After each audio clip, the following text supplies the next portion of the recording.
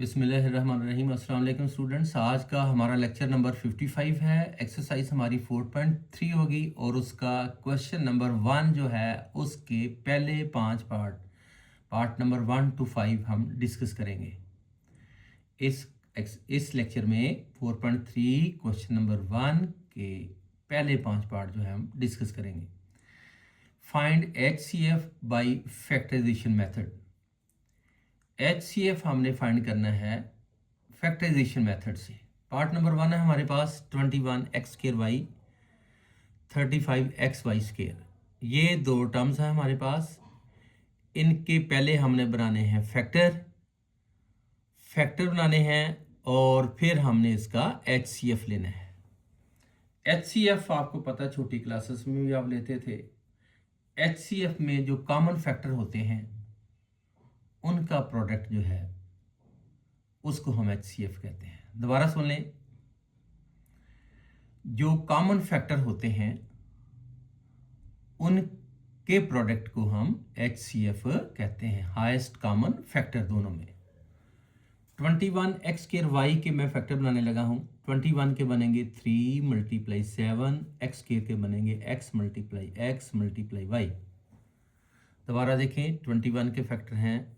21 के ऐसे फैक्टर बनते हैं ना, prime factor. 3 7 are 21, 7 1 7, 3 × 7 multiply x x² की वजह से 2x × y। इसके फैक्टर बन गए। अब 35xy² के 35 के बनाए 7 5 are 35, prime factor. 5 × 7 x × y। तो इस तरह इसके फैक्टर भी मैंने बना लिए हैं और इसके फैक्टर भी बना लिए हैं। इनमें जो कॉमन फैक्टर हैं उनका प्रोडक्ट जो है वो HCF कहलाएगा। HCF is equal to, common factor देखते हैं जी कौन कौन से हैं। 7 कॉमन है, एक x कॉमन है और एक y कॉमन है। HCF is equal to 7 × x × y। तीनों कॉमन फैक्टर का प्रोडक्ट, तीनों कॉमन, देयरफॉर भी लिख लें। Therefore HCF is equal to तीनों कॉमन फैक्टर्स का प्रोडक्ट ले लिया है। ऐसे लिखा जाएगा 7xy, ये हमारा HCF होगा 7xy। अब पार्ट नंबर 2 आ गया 4x² - 9y² × 2x² - 3xy। तो पहले स्टूडेंट इसके फैक्टर बनाएंगे। ये बनेगा 2x का स्क्वायर और माइनस के बाद ये बनेगा 3y का स्क्वायर। और आपको फार्मूले का पता है, जब दोनों तरफ स्क्वायर होता है बीच में आ जाए माइनस, तो दोनों टर्म्स को स्क्वायर के नीचे से एक बार प्लस कर लेते हैं और एक बार माइनस कर लेते हैं। ये फार्मूला बना हुआ है a² - b² वाला, एक बार प्लस एक बार माइनस। अब ये दो टर्म जो नेक्स्ट वाली ये वहाँ है, इनमें x कॉमन है। x कॉमन लिया, x कॉमन बाहर ले लिया तो यहाँ 2x रह गया अंदर, क्योंकि x² था। एक x बाहर आ गया, एक रह गया अंदर। इसमें से x कॉमन गया तो 3y पीछे रह गया। तो इस तरह बेटा हमारे फैक्टर बन गए हैं। इसके भी, दोनों के, इसके ये दो आए हैं और इसके ये दो आए हैं, ये और ये। अब दोनों में सिर्फ एक ही फैक्टर कॉमन है, ये वाला और ये वाला और ये वाला। क्योंकि एक ही कॉमन फैक्टर है तो फिर वही हमारा HCF होगा। Therefore HCF is equal to 2x - 3y। तो पार्ट नंबर 3 डिस्कस करते हैं।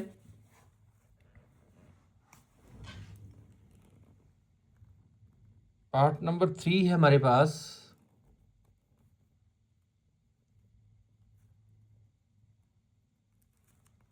x³ - 1, x² + x + 1।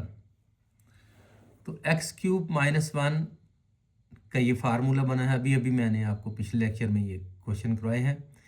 ये बनेगा x का क्यूब और ये बनेगा 1 का क्यूब। और इसका फार्मूला ये है कि a³ - b³ वाला फार्मूला। क्यूब के नीचे से दोनों को उठाकर हम एक ब्रैकेट में लगाएंगे, फिर अगले ब्रैकेट में पहले वाले का स्क्वायर होगा फार्मूले के हिसाब से। फिर इधर माइनस है तो इधर प्लस आएगा। दोनों को आपस में इसको और इसको मल्टीप्लाई करके लिखेंगे, फिर प्लस के बाद दूसरे नंबर का भी स्क्वायर आएगा। शुरू में पहले वाले का स्क्वायर था और एंड में जाके दूसरे वाले का भी स्क्वायर है। ये फार्मूला मैंने आपको पिछले लेक्चर्स में करवा चुका हूँ। तो इस तरह इसका ये फैक्टर बन गया और ये बन गया। अब इसके x square plus x plus 1 आपके सामने आ गया। इसके फैक्टर बनाने हैं तो इसके तो फैक्टर ही नहीं बनते, ये इसी तरह रहेगा, इसकी मिड टर्म ब्रेक ही नहीं होती। ठीक है, इसके फैक्टर नहीं बनेंगे, ये इसी तरह ही है। और अब इसमें और इसमें एक ही फैक्टर इस तरह ये कॉमन नज़र आ रहा है, x square plus x plus 1, तो वही therefore H C F is equal to x square plus x plus 1। Common factor का प्रोडक्ट लेना था, कॉमन सिर्फ एक ही है, तो वही हमारा एच सी एफ होगा। पार्ट नंबर 4 में आ जाए, a cube plus 2a square minus 3a, 2a cube plus 5a square minus 3a। A cube plus 2a square minus 3a में मैं देख रहा हूँ कि a का टेबल कॉमन है, a कॉमन ले लिया बच्चे, यहाँ एक्स स्क्वायर रह गया है, यहाँ प्लस 2a रह गया है और यहाँ माइनस 3 रह गया है, a कॉमन आ गया है। फिर इसकी मिड टर्म ब्रेक ही है। मिड टर्म ब्रेक का तरीकाकार आपको आता ही है। कांस्टेंट नंबर को, ये जो वेरिएबल इस वक्त ए स्क्वायर का उसके कोफिशिएंट के साथ मल्टीप्लाई करना है, जो कि यहाँ पर इस वक्त 1 है। 3 को 1 से मल्टीप्लाई करेंगे तो 3 आ जाएगा। फिर इस 3 के दो फैक्टर हमने सामने लाने हैं जिनका सम या डिफरेंस सेंटर वाला नंबर बन जाए। सेंटर में +2 है तो 3 1 3, दो फैक्टर मेरे सामने आ गए हैं, एक 3 और 1। अगर मैं 3 को प्लस का रखूं, 1 को माइनस का रखूं तो +2 आ जाता है। +3 - 1 इज इक्वल टू +2, तो +2 आ जाता है ये दो फैक्टरों से। अब +2a की जगह पर आएगा +3a - 1a। इस तरह मिड टर्म ब्रेक करनी है। मिड टर्म ब्रेक कर ली, फिर आपके पास ये 4 टर्म बन गई हैं। 2 टर्म में से लग कॉमन लेना होता है और 2 टर्म में से लग कॉमन। पहले 2 में a कॉमन है तो अंदर आएगा a + 3, इन 2 में -1 कॉमन है तो अंदर आएगा a + 3। अब ये 2 टर्म हो गई हैं, एक ये और ये एक ये, इन दोनों में a + 3 कॉमन है तो a + 3 कॉमन लिया तो अंदर आएगा a - 1 और ये ऑलरेडी a साथ आ रहा था। इसके फैक्टर हो गए जी। अब इसके बनाने हैं। इसमें भी a का टेबल कॉमन है students, a cube a square, a में a कॉमन है। यहाँ रह गया 2a स्क्वायर, a कॉमन आ चुका है। यहाँ से भी a कॉमन आ गया तो +5a रह जाएगा। यहाँ से a कॉमन आ गया तो -3 रह जाएगा। ये भी क्वाड्रेटिक एक्सप्रेशन बन गई है और इसकी मिड टर्म को भी +5 को ब्रेक करना है। करना कैसे है जी, कांस्टेंट को a स्क्वायर के कोफिशिएंट के साथ पहले मल्टीप्लाई करना है। कोफिशिएंट के साथ मल्टीप्लाई करेंगे तो ये आएगा 3 2 6, 3 2 6। फिर 6 के दो फैक्टर हम सामने लाएंगे जिससे +5 आ जाए। चलिए मैं इधर कर देता हूँ। 2 × 3 इज इक्वल टू 6। अब 6 के दो फैक्टर सामने लाओ जिससे +5 आ जाए। 6 1 6। अगर 6 को प्लस का रखूं, 1 को माइनस का रखूं तो +5 आ जाता है, सेंटर वाला नंबर। अब +5a नहीं ना लिखेंगे, उसकी जगह पर लिखेंगे +6a - 1a। इस तरह में टर्म ब्रेक होगी। फिर दो टर्म में से कॉमन ले। पहले 2 में 2a का टेबल कॉमन है, 2 भी कॉमन है और a भी कॉमन है। 2a कॉमन लेने के बाद यहाँ a रह जाएगा, यहाँ से 2a कॉमन लेने के बाद 3 रह जाएगा। यहाँ से -1 कॉमन लेंगे, अंदर आएगा a + 3। दोनों में a + 3 कॉमन लेंगे, a + 3 कॉमन आ गया है और अंदर ब्रैकेट के अंदर हमारे पास बचा 2a - 1। इस तरह इसके फैक्टर भी बन गए। अब हमने लेना है जी HCF। हम देखेंगे दोनों में कॉमन कौन कौन से हैं। एक स्टूडेंट्स a कॉमन है, ये देख लो, और एक a + 3 और a + 3 कॉमन है। दो फैक्टर कॉमन है, दोनों का प्रोडक्ट ले लेंगे तो वो हमारा HCF होगा। अगले पेज पर देखते हैं। HCF लेना है जी हमने, तो वो कैसे लेना है। Therefore HCF is equal to a into a + 3। ए का और A+3 का प्रोडक्ट ले लिया है, वो हमारा HCF होगा। तो बन गया, ब्रेक करके ए को अंदर मल्टीप्लाई किया तो बन गया A² + 3A, तो ये हमारा HCF हो गया। अब पार्ट नंबर 5 है स्टूडेंट्स, T² - 3T - 4, और दूसरी टर्म है T² + 5T + 4, और तीसरी टर्म है हमारे पास T² - 1। इसकी भी हमने फैक्टराइजेशन करनी है, और फैक्टराइजेशन करने के बाद जो कॉमन फैक्टर होंगे उनका प्रोडक्ट लेना है, और कॉमन के प्रोडक्ट को ही हम HCF कहते हैं। तो स्टूडेंट इसकी भी मिड टर्म ब्रेक होने लगी है। क्वाड्रेटिक एक्सप्रेशन है, कांस्टेंट को T² के कोफिशिएंट के साथ पहले मल्टीप्लाई करना है। T² का कोफिशिएंट 1 है, 4 को 1 से मल्टीप्लाई किया तो 4 ही आ गया है। और उसके बाद इस 4 के दो फैक्टर आप सामने लाएं जिनका सम या डिफरेंस -3 बने, सेंटर वाला, क्योंकि हमने मिड टर्म को ब्रेक करना है। मिड टर्म में -3t है, उसको ब्रेक करना है। तो मैं दो फैक्टर सामने लाने लगा हूं 4 के, 4 1 जा 4, एक 4 और एक 1। अगर मैं 4 को माइनस का रखूं और दूसरे फैक्टर 1 को मैं प्लस का रखूं तो ये मुझे -3 दे देगा, ये सेंटर वाला -3t, ये देखो -3। अब इस -3t की जगह पर हमने पुट कर देना है -4t + 1t।